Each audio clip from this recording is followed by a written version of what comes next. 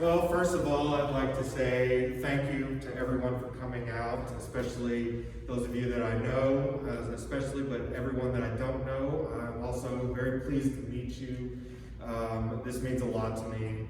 Obviously, we could be under better circumstances and everything like that, but once again, I'm just glad that all of you were able to come out and share this with me.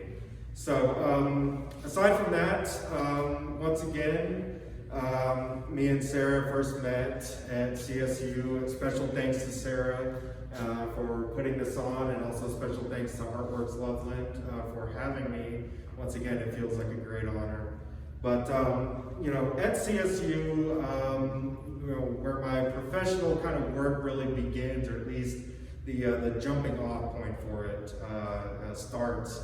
I was really looking at very abject kind of themes. I was dealing a lot with the relationship between children and warfare, things like that. And this was coming from my own kind of morbid curiosity with a variety of different subjects along those lines. But after graduation, I realized that a lot of that kind of work wasn't necessarily all that acceptable maybe, or it wasn't as well received. So I started to think about, what can I do that's going to be a little bit more open to a wider audience? And so I started to look at one of my other major interests, and that interest is really history in general. But in my free time, I like to go to antique malls, and I look for, weird things. But one of the major things I look for is old photographs. And I really love to collect old photographs because, one, it's something fairly inexpensive that, I come across just tons of material for. Like, I sit there and wade through tens of thousands of photographs to find the ones that I end up painting. But I started to find over time that in this collection, which has grown over many years, that certain themes start to arise within that collection in general as well. And so some of them definitely have a morbid bent to them, but I also started to notice that I have been collecting photos that I would consider to be somewhat humorous as well. And I feel like that's where most of the work in the show here comes from.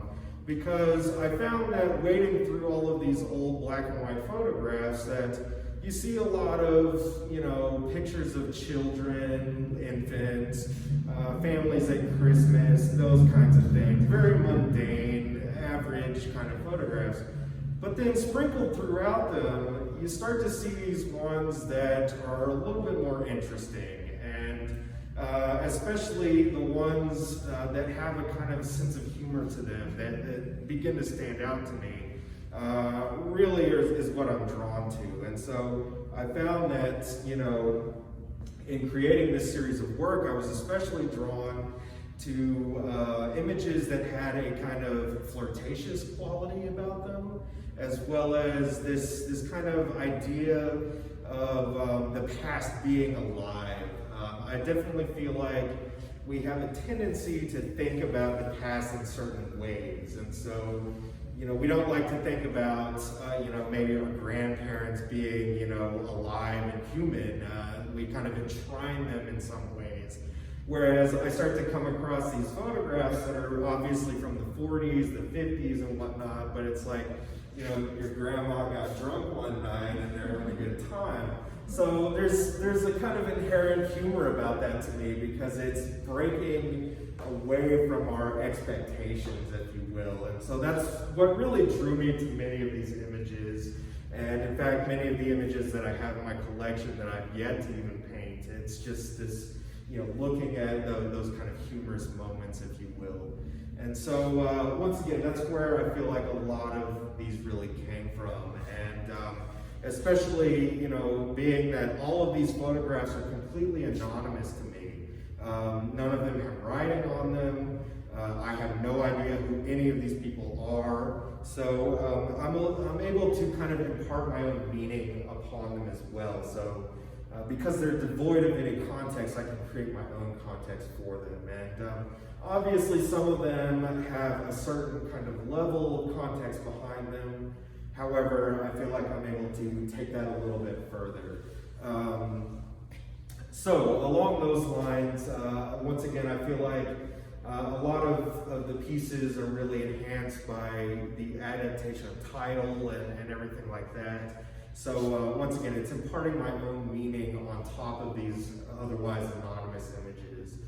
But that being said, technically speaking, these are really born out of my love for very traditional art as well. All throughout my collegiate career, I was really focused on, old master techniques, this kind of indirect painting method, starting with an underpainting, and then very heavily layering that paint up to create this, kind of total effect in the overall painting. And so in these, I was really, kind of going along the lines of the challenge of translating these old black and white photographs into full color. And so that's something I always feel like in my paintings, I try to do something where I'm challenging myself. Because if you start to paint stuff that's just easy for you all the time, it becomes boring, it becomes static. And so sometimes it's, okay, I want to paint that image because I feel like it's going to be particularly difficult because of whatever's, in the image. But with this, it's really translating black and white into color without any color reference. That's where the main challenge in this body of work came from for me. But in that regard, I do start in a very simple kind of method. I usually start in a very alla prima black and white kind of method. So, and then I have over the years also incorporated a number of contemporary photorealist techniques into my repertoire. So Gerhard Richter is one of my major influences in that aspect. So I, will start by laying out very simply the image in black and white and using a large brush, as Gerhard Richter does, to kind of blur the image. And so this helps to create some of those photographic ambiguities because, with the photograph, it captures information in a way that we don't normally see. So when we look at a scene in front of us, we're almost always going to see it crisply because whenever we shift our focus, it's going to be crisp.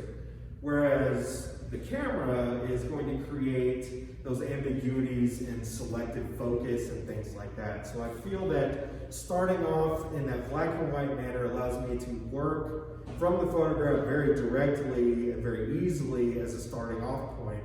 But it also allows me to create those kind of ambiguities in that selective focus or that idea of selective focus, which then I can play up or play down as the painting is layered from that point on. So from there, what I would usually do is a series of glazes, which begin to establish the color palette that I'm going to use, or at least the idea of the color palette that I want. And this also creates a kind of a layer that brings everything together. So sometimes the blurring of the initial underpainting has some weirdness to it, or some areas that kind of stand out as a little jarring, but that first initial glaze over that helps to kind of bring everything together. And then from there, it's just a very long and laborious process of layering these colors up, and it's going through several layers of just like, oh man, I hate it right now, and then gradually you come to like it a little bit more and a little bit more. I'm sure all of you, if you've made art, it's one of those things. There's a certain point in any work of art that you create where you just kind of hate it, you want to put your foot through it and everything like that. But working through it, it definitely becomes a little bit easier, and over time you start to, like, okay, I'm really in love with that particular one, or oh man, I really hate that one, and everything like that. But so in that regard, once again, I'm kind of blending a variety of these very traditional old master techniques with some very much more contemporary photorealist kind of techniques. I don't consider myself to be a photorealist in any, like Chuck Close in the early days or anything like that, but it's still, I'm looking at some of those ambiguities within the photographic reference that I'm utilizing. So you can perhaps see that in a few of the paintings themselves. But other than that, once again, these particular works were all really chosen because of this kind of humor that I felt that the images themselves had. And it's not just any one humor. Some of them definitely have similar themes to them, imbibing alcohol and, having a good time and all of that. But some of them also do seem to be more intimate and personal kind of moments. A lot of my work prior to graduate school was also dealing with a lot of very introspective kinds of moments. So I feel like there's a little bit of a full circle kind of thing that happens there as well. So these kind of very, very quiet, intimate moments that happen. Any questions? It just kind of rambles on.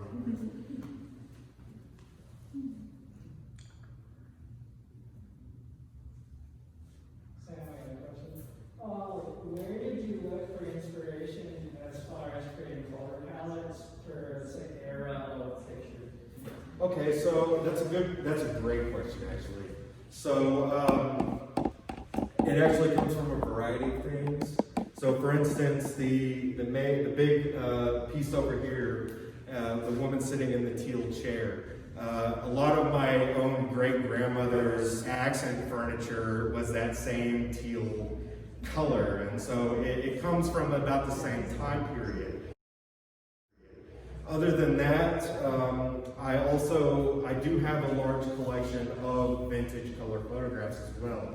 Even though all of the ones in this show come from black and white, I look at some of those color ones as an emphasis because there is a major difference between a color photograph taken in the 1960s or the 1970s versus one taken today, because it fades over time, and color palettes and design palettes in general very much different comparatively speaking. So a lot of it is trying to reconcile a color photograph that I'm not directly working from within the black and white image, but others it comes from some of the things that are direct family descendant kind of things and everything like that.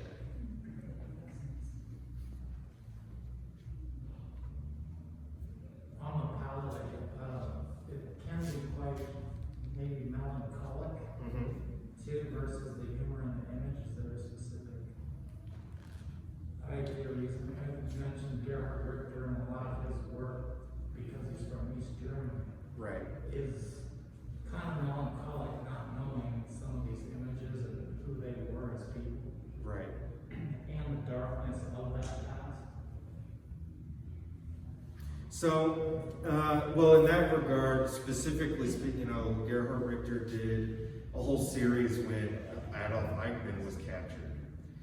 Because one of his own family members was destroyed during the Holocaust for being epileptic and everything like this. But so that's a whole different level of darkness. That's more akin to probably my work in the past.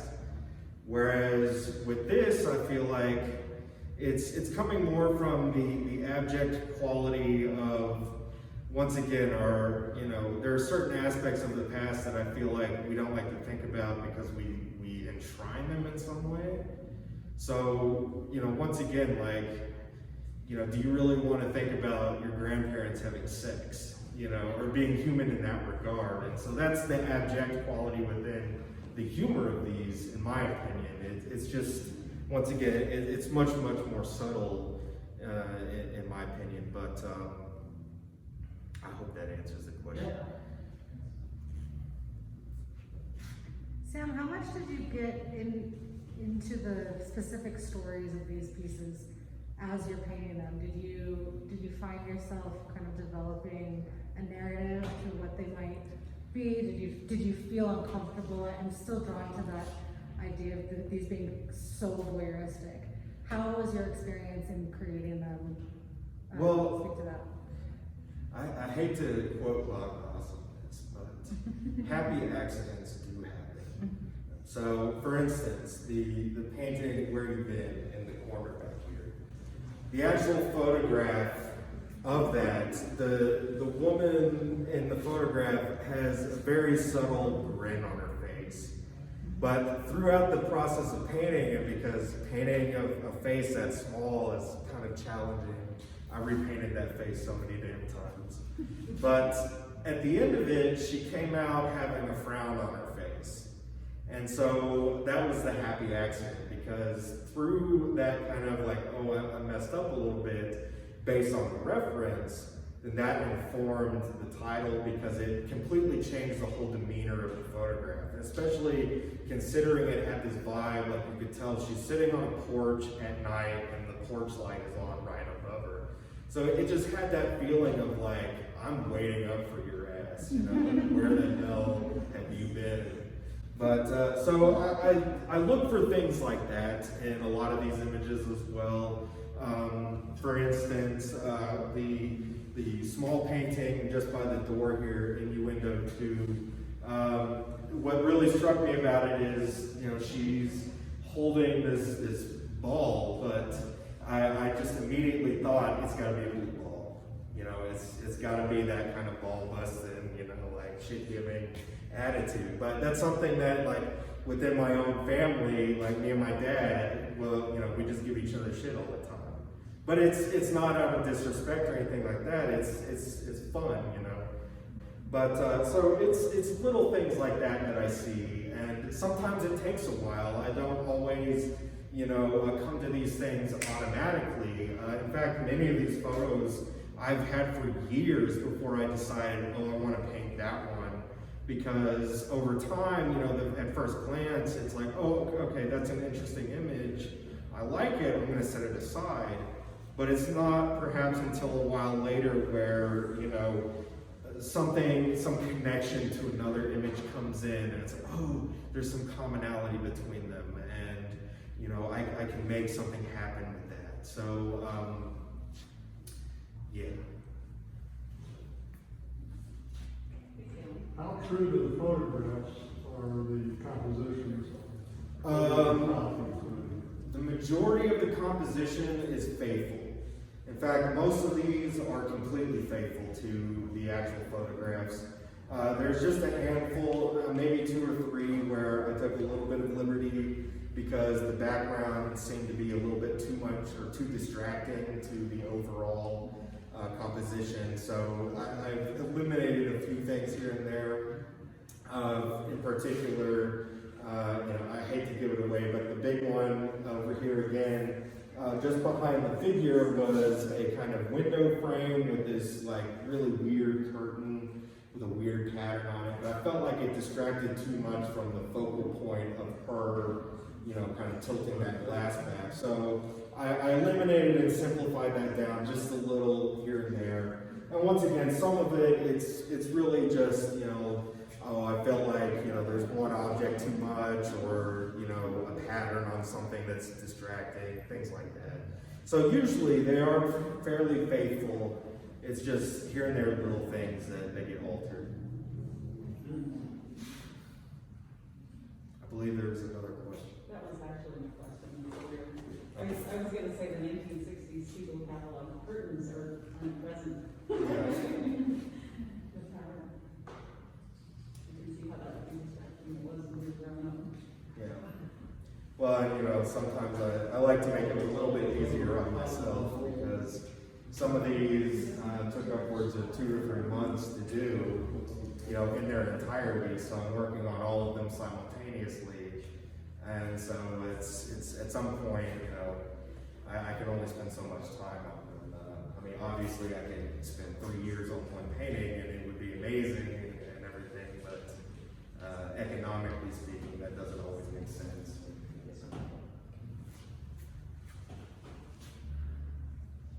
Any other questions?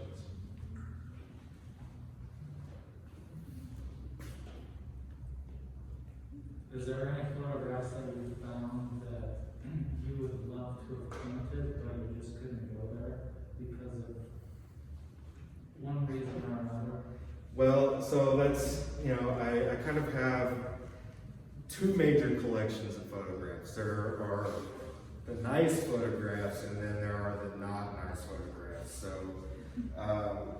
I do collect a lot of extremely horrifically abject photos.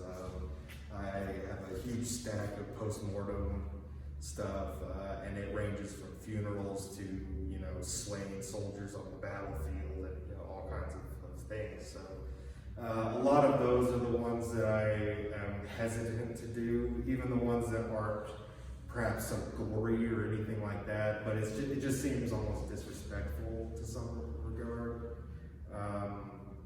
However, there are some that it's just, once again, it's, it might be several years till I get to them, until I can, connect, between them and whatnot.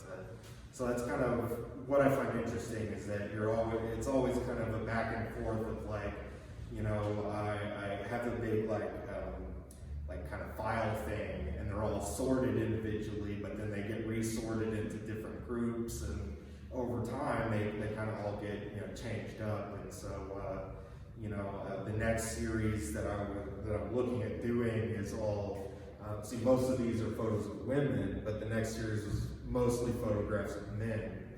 And once again, similar situations, however a little bit different, because the kind of male aspect of it being a little bit different, sense of humor or whatnot, what have you. So I think a lot of it just really depends, and once again, some of it is just based on subject matter in general, because a lot of people don't necessarily want to look at images of death and all kinds of stuff like that. But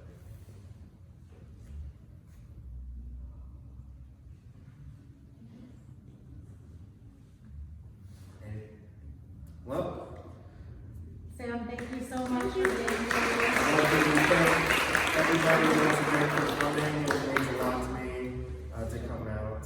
And once again, thank you to Sarah, and thank you to Artworks for having me. So once again, thank you very much.